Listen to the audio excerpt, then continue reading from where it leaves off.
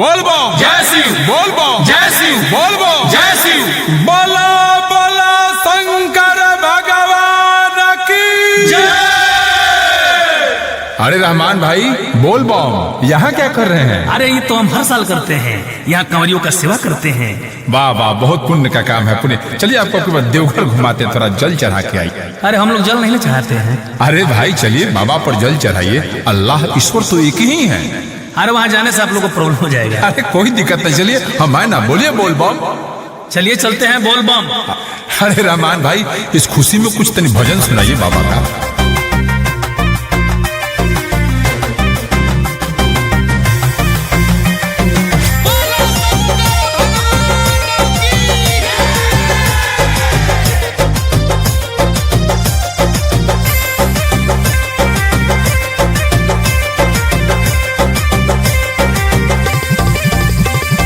हाजी अली चादर चढ़वनी से खापी, लेके आनी कांवर बाबा खोल दी तो कदी।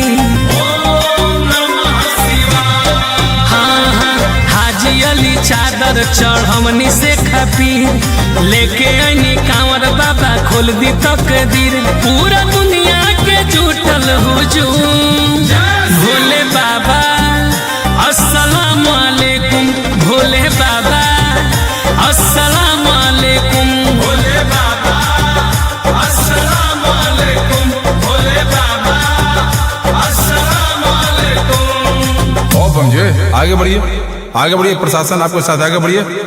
ओ मौलवी साहब आप कितने चले?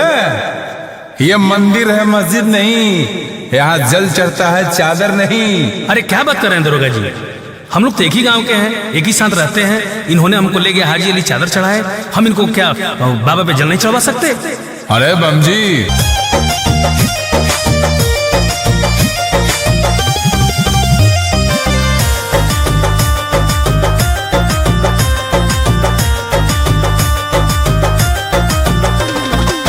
राम रहीम बाबा बाड़े होए के, तब लोग काहे दू नजरी से देखे। काहे बाबा, अरे सब कर फेर दी मती बाबा, भांग चढ़ाइब बेलपति बाबा। आपस में मचल बाटे धूम, भोले बाबा अस्सलाम वालेकुम, भोले बाबा अस्सलाम वालेकुम, भोले बाबा अस्सलाम वालेकुम, भोले बाबा अस्सलाम वालेकुम। अरे हो दरोगा जी की भले की बात के दंगा फरसाद कैले है? अरे सब बाबा के दरबार में कंवरिए ना हो जी, हिंदू हो मुसलमान हो कौनो हो सिख हो ईसाई हो सबको चढ़ाने दीजिए, भोला का दरबार है। ये तो भारत धर्म निरपेक्ष देश है, यहाँ सबका अधिकार बराबर है, सबका मालिक एक है। आओ बम जी ढुकू ढुकू आगे बढ़ू, जल चढ़ाओ जाओ।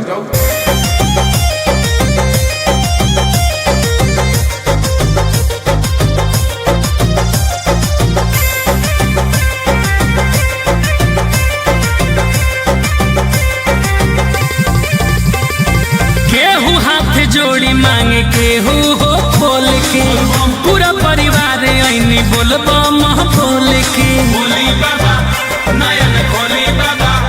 केहू कदर ना केहू के करता, खाली जाति या धर्म ला लड़ता। नाचे नर मुन्ना आलम झूम झूम, भोले बाबा अस्सलाम वालेकुम, भोले बाबा अस्सलाम वालेकुम, भोले बाबा अस्सलाम वालेकुम, भोले बाबा अस्सलाम वालेकुम।